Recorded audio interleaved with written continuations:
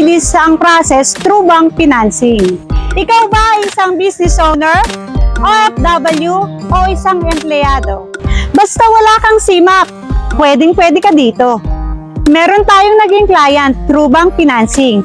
Pupuntahan natin siya ngayon para interviewin. Nandito tayo ngayon, mayroon tayong i-interviewin na isang client. So, through bank financing. Eto si ma'am. Ma'am, may question lang ako. Gaano po ba katagal ang process nyo through bank financing?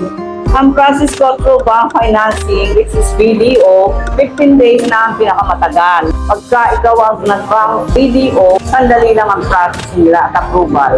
So, ayun. Narinig nyo naman si ma'am na sobrang bilis talaga ang process through BDO. Para sa mga gusto mag-apply through bank financing, just message me or comment down below para matulungan kita.